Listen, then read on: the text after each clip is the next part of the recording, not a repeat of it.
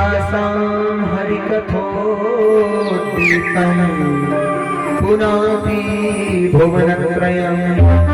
उद्धव जी का जो ज्ञान था गोपियों का प्रेम देख करके धरा का धरा रह गया। इन ब्रजभावनाओं की चरण शरण को मैं बारंबार प्रणाम करता हूँ जो त्रिभुवन को परम पावन कर रही है। इसीलिए शायद वृंदावन के वृक्ष को मरण न जाने को, डाले डाले और पात पात पे श्री राधे राधे हो। 6 महीने हो गए उद्धव जी उस ब्रज रज को वंदन करके 6 महीने बाद वापस आए। कृष्ण भगवान से क्या बोल करके गए थे कि उन गवार बालवियों को मैं क्या ज्ञान दूंगा। और आज उसी प्रेम के रंग में रंग करके भगवान श्री कृष्ण के पास वापस आए। भगवान बोले आओ ज्ञानी जी महाराज और बताओ दे आए ज्ञान। तो जैसे ही उद्धव ने सुना तो बोले बात मत करो तुमसे, तुम कितने निष्ठुर हो कृष्ण। भगवान ने जैसे ही सुना कि तुम्हारी भाषा क्यों बदल गई, बोले कि आज मुझे पता चला है कि प्रेम क्या होता है। उद्धव जी भगवान को कहते हैं कि तुम इतने निर्दयी क्यों हो, जो तुम्हारे लिए इतना तड़पती है उनको उनके पास तुम जाते क्यों नहीं हो। तो भगवान ने दिव्य दृष्टि उद्धव को दिखाई और कहा देखो ये सब तो तुम्हारे लिए एक माया थी कि तुम्हें प्रेम का ज्ञान हो जाए। ये तो प्रेम की बात है उद्धव, ये तो प्रेम की बात है उद्धव। जिंदगी में बसती नहीं है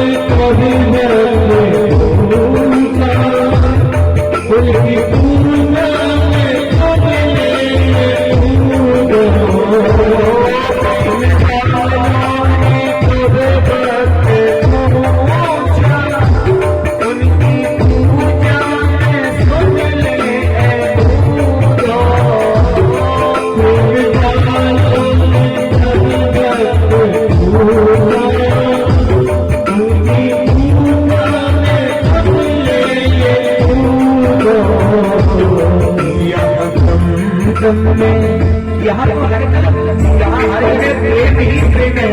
तुम्हारे पास कोई कमी हो इसलिए प्रेम की बरसात कर रहे हैं। यहाँ दम में होती है पूजा, यहाँ दम होती है पूजा, सिर झुकाने की फुर्सत नहीं है।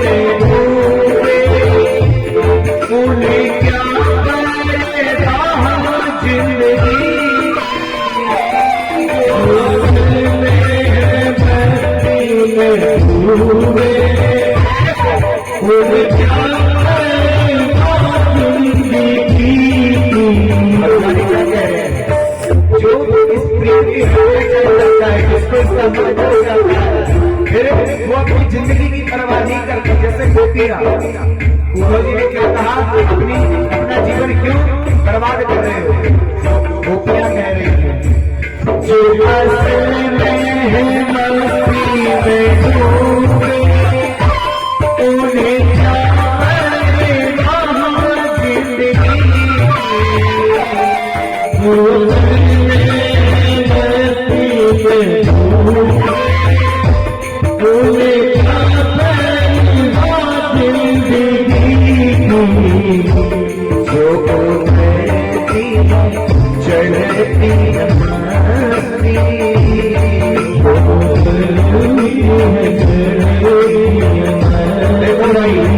कभी कभी हमारे अंदर कितनी भक्ति चढ़ जाती है कि आज से बिल्कुल सुबह 4 बजे उठना है, भगवान की पूजा पाठ करना है।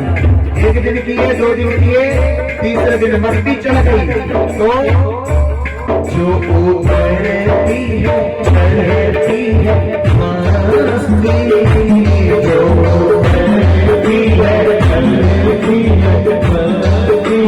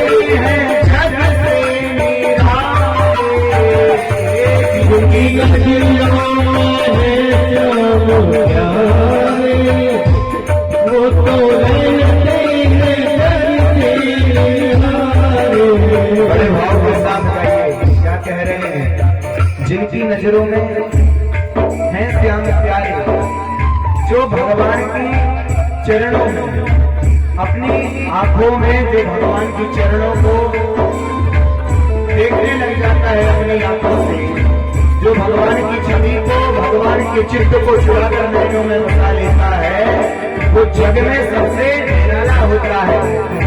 वो जिनकी नजरों में है श्याम प्यारे, वो तो रहते हैं जग से किनारे, जिनकी नजरों में है श्याम प्यारे, वो तो रहते हैं जग से किनारे, जिनकी नजरों में, जिनकी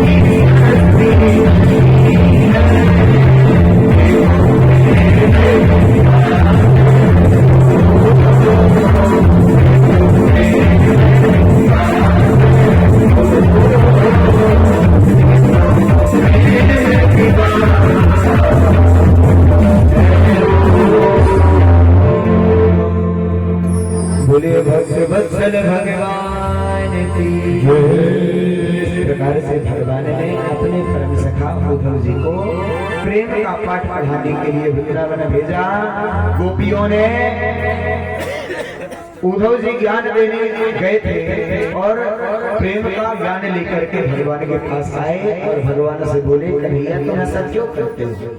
भगवान ने अपनी दिव्य दृष्टि प्रदान की और उद्धव को दिखाया कि भगवान श्री कृष्ण के साथ श्री किशोरी जी सहित समस्त गोपियों के साथ भगवान कृष्ण दिव्य एक पालने में झूला झूलते हुए नजर आ रहे हैं। इस प्रकार से महाराज उद्धव जी को भगवान ने प्रेम समझा। अब एक दिन की बात है, सुखदेव जी महाराज कहते हैं कि परीक्षित प्रभु के द्वारा कंस के उद्धार के पश्चात जब कंस की पत्नियां अस्ति और प्राप्ति अपने पिता जरासंध के पास गईं और अपने वैधव्य को धारण करके भगवान श्री कृष्ण को बताया, तो जरासंध ने कुपित होकर 23,000 अक्षौहिणी सेना के साथ मथुरा पर आक्रमण कर दिया।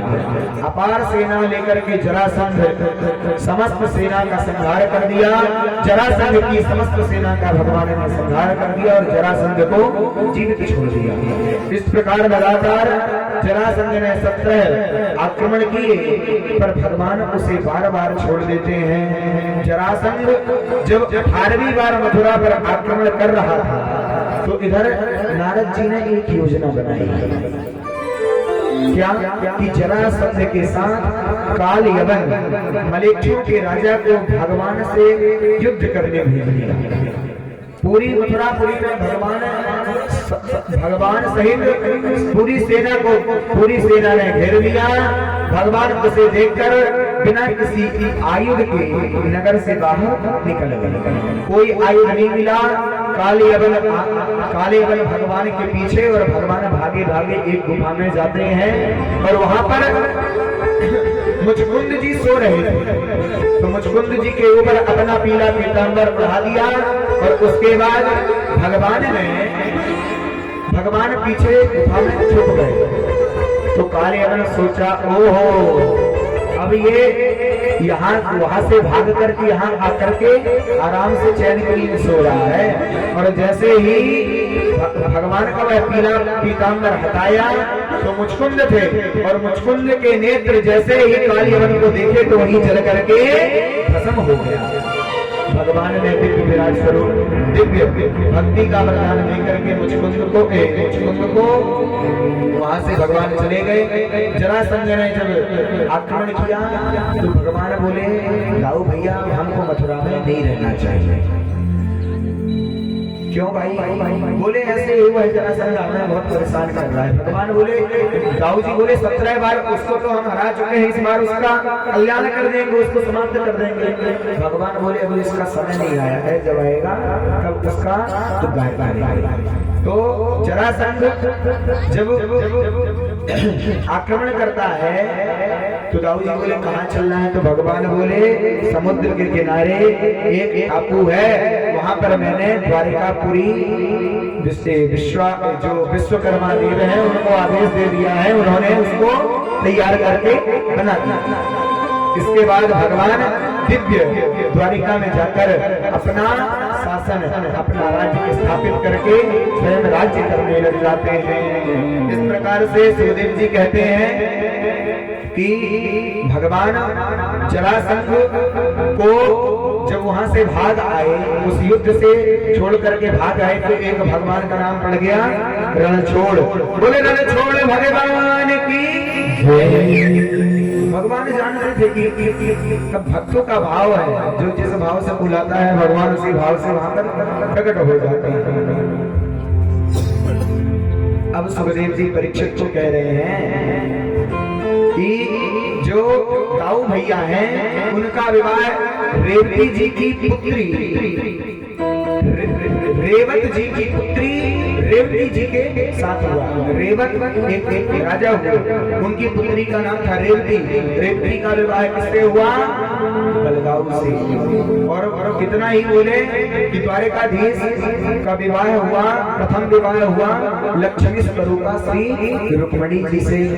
तो इसके बाद जैसे ही सुखदेव जी आगे कथा सुनाने वाले थे, तो परीक्षित बोले महाराज जी, ये द्वारिकाधीश का जो विवाह हुआ है इसके बारे में हमें विस्तार से कथा सुनाइए। तो सुखदेव जी कहते हैं, भगवान भीष्म सुता रुक्मणी रुचिरानना राक्षसेन विधानेन उपयेम इति श्रुतम्। परीक्षित बोले, हमने सुना है जो भगवान का पहला विवाह रुक्मणी जी के साथ हुआ है वह राक्षस विधि से हुआ है। तो सुखदेव जी बोले बिल्कुल सही सुने हो। तो परीक्षित बोले कोई वह कथा हमें सुनाइए।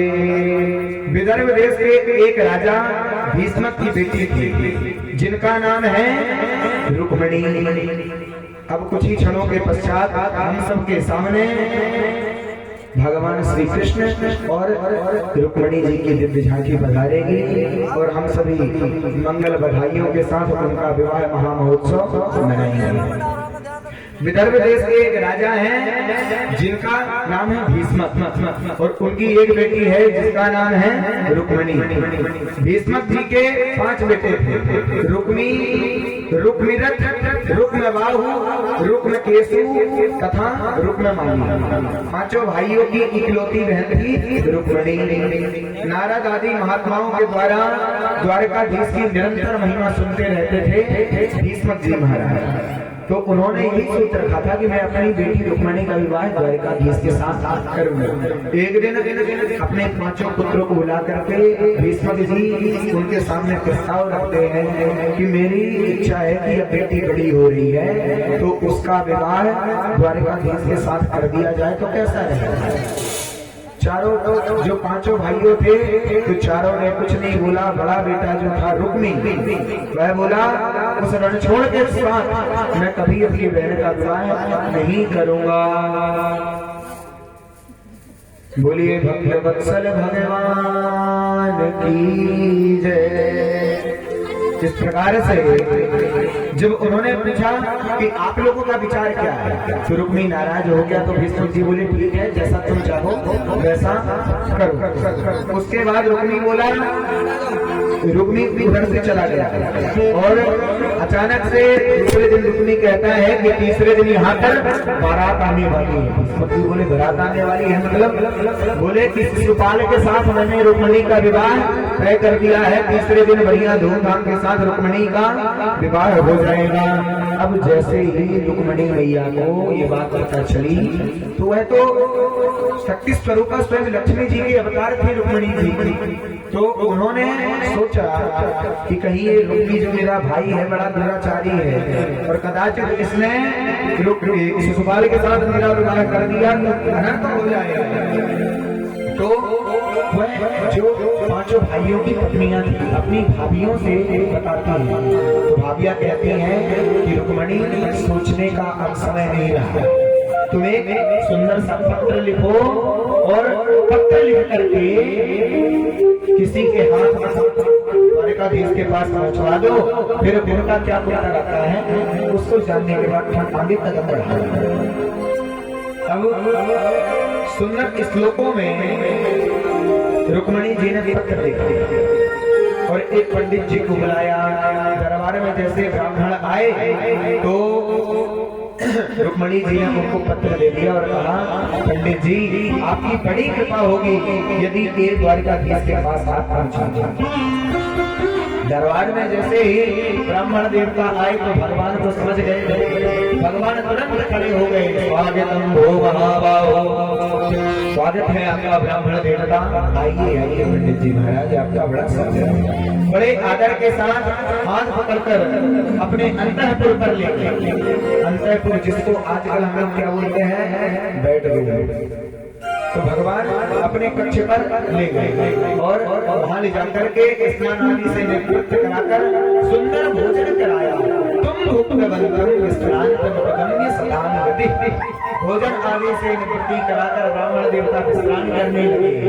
तब भगवान श्री कृष्ण ब्राह्मण के चरण की नाथ तो बताना चाह रहे हैं कि जब भी कोई उनके घर में अतिथि आता, ब्राह्मण आता, कोई देवर्षि महाराज ही आते, कोई भी आता तो भले ही वह भगवान का भक्त है, परंतु भगवान उनकी सेवा किया करते थे। इसीलिए भैया अतिथि देवो भव, आपके घर में कोई भी आ जाए तो उसका स्वागत बड़े ही उदारता के साथ करना चाहिए। मन में कभी ये भी आना चाहिए कि पता नहीं अभी तक कहां से टपक पड़े, ऐसा मन में नहीं आना।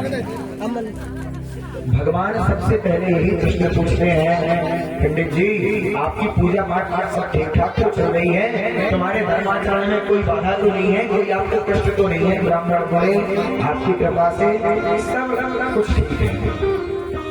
तो भगवान फिर पूछते हैं, आप बोल रहे थे आप कोई गोपनीय बात हमको बताना चाहते हैं, तो बताइए। ब्राह्मण देवता पत्र निकाल कर देने लगे, प्रभु मैं ये पत्र आपको दे रहा हूँ, आप पढ़ लो और आप समझ जाओगे कि आपको क्या करना है। भगवान कहते हैं, जो राजा अपने राज्य में ब्राह्मणों की सेवा करता है, असंतुष्टो सकलोका नाप्नोत्यपि सुरेश्वरः अकिंचनोऽपि सन्तुष्टः शेते सर्वाङ्गविद्या। भगवान कहते हैं आप कौन से गोपनीय कार्य से आए हैं, कृपया करके बताइए। पंडित जी ने तुरंत रुक्मणी का पत्र निकालकर भगवान के हाथ में थमा दिया। जल्दी से पढ़ लीजिए महाराज, समय बहुत कम है। पत्र पढ़कर आप समझ जाएंगे। भगवान बोले, पंडित जी देखो मैं जो भी कार्य करता हूँ कभी छिप करके नहीं, बचपन में चोरी भी करता था, अपनी मंडली को बना करके करता था, चीर हरण भी किया हूँ, तो समस्त भक्त परिकर मेरा जानता है कि मैंने क्या क्या किया है। इसीलिए जो भी कुछ है आप आकर आप ही पढ़ करके इस पत्र को मुझे सुना दो।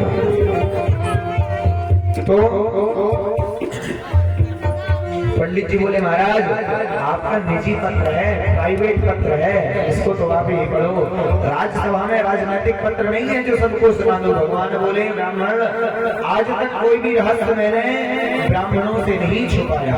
इस पत्र में जो भी कुछ लिखा है उसको आप निसंकोच पढ़ करके मुझे सुना दो। तो पंडित जी ने पढ़ना आरंभ कर दिया। श्रुत्वा गुणान् भुवन सुंदर शृण्वताम्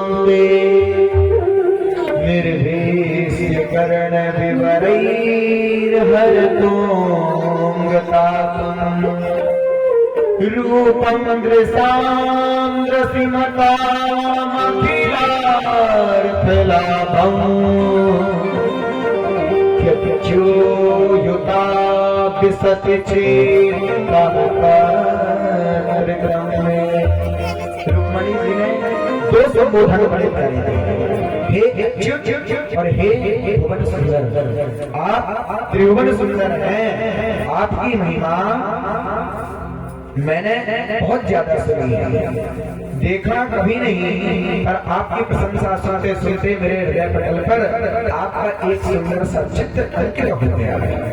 मैंने अपने हृदय में एक काल्पनिक चित्र बना लिया है। मैंने आज तक आपको कभी देखा नहीं है, परंतु मेरे हृदय में एक द्वारिकाधीश आपकी छवि विराजमान हो चुकी है। अब कुछ भी हो जाए वह कभी निकल नहीं सकती। अंतःपुरांतर चरिमणि हत्य बंधु सुस्वा मुद्भिः कथमिति प्रवदाम्युपायम्